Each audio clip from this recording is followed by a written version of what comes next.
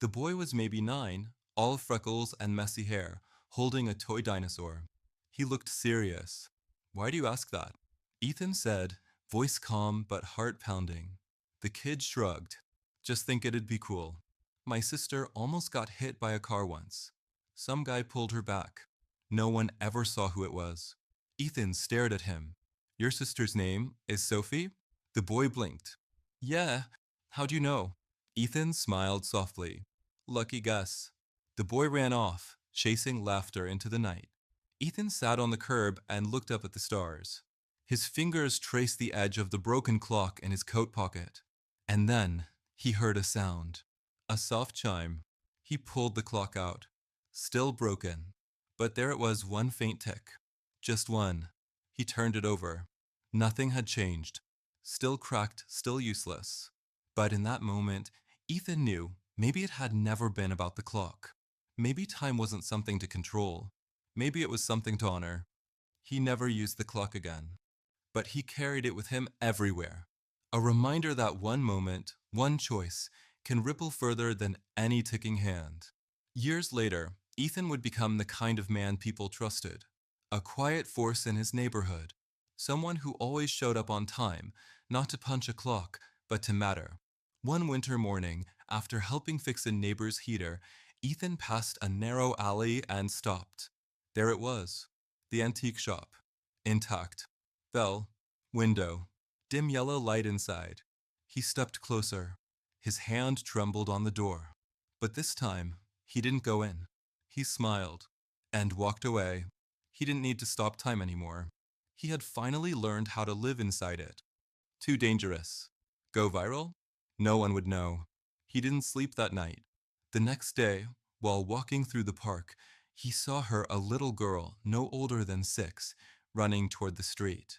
A distracted driver speeding through the light. Her mother screamed. Ethan didn't think. He hit the button. The world froze. Everything, birds mid-flap, leaves caught in wind, the girl mid-step, eyes wide, locked in place.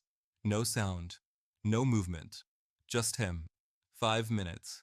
He sprinted, pulled the girl back onto the grass, looked up at the frozen driver, eyes on his phone, completely unaware.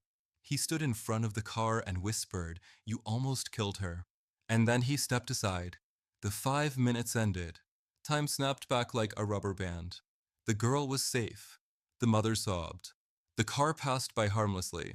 No one noticed Ethan. He walked away, heart pounding.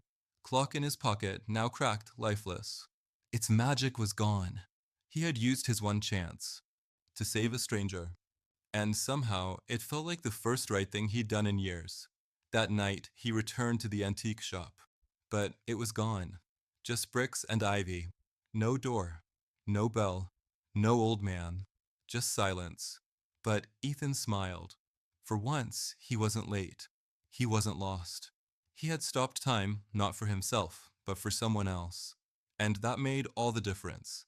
2 days after he saved the girl, Ethan found himself back on the same street corner, looking at the spot where the antique shop had once stood. Nothing. Not even a single crack in the brick to show there had ever been a door. He asked around, but no one remembered a store there. Not the baker down the street, not the old man who walked his dog every morning. It was like the place had never been there at all. The clock, now dull and silent, sat on his desk. The energy it had once held was gone. But Ethan didn't throw it away, because even though it no longer worked, it had done something more important. It had woken him up. For the first time in years, Ethan started noticing people. Not schedules, not deadlines, but real people. He volunteered at a community center. Not much, just sorting clothes, helping kids with homework, but it felt genuine. He walked everywhere, talked to strangers, smiled at dogs. Something inside him had changed. But one night, something strange happened. He was closing up at the center when a little boy tugged on his sleeve. "Hey, mister," the kid whispered, "you ever stop time?" Ethan froze. There's a dusty antique shop hidden between a closed bakery and a boarded-up bookstore on a quiet London street. No sign, no customers. Just an old man who never seems to leave, sitting behind the counter, staring blankly into space. Ethan Price found the place by accident. He was lost again, and running late as usual. He was an ordinary guy, had an office job, always behind schedule, always nervous. He despised clocks. They reminded him of his mistakes, missed trains, missed meetings, missed chances. That day, it was raining. Naturally, Ethan ducked into the antique shop to escape the storm. A small brass bell rang as the door creaked open. Inside, the air was thick with dust and silence. The kind of silence that makes your ears really hurt. The old man looked up. Looking for something unique? He asked, his voice like brittle paper. Ethan shrugged, wiping rain from his jacket. Just waiting out the storm. But his eyes were already moving around the shop. Shelves full of odd items, hourglasses that ran backward, mirrors that didn't show his reflection, books with no titles. Then he saw it, a clock. Silver. Simple. Not fancy like the others. Just still. No ticking. No movement of the hands. It called to him. He asked, how much for the clock?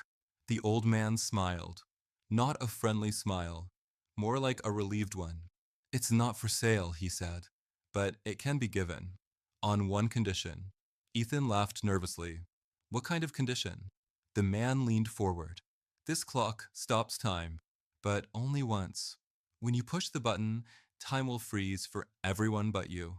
No sound, no movement, just stillness. You'll have 5 minutes before it starts again. Use it wisely, because you only get one chance. Ethan stared at him. You're joking, right? The old man said nothing, just placed the clock into Ethan's hands. It was warm, slightly humming almost. Why me? Ethan asked. The man whispered, because you're always running out of time. Ethan left the shop, soaked and confused. He didn't believe in magic or miracles. He was a spreadsheet kind of guy, logical, boring. But still, that night, he put the clock on his nightstand, just in case. Days passed, then weeks.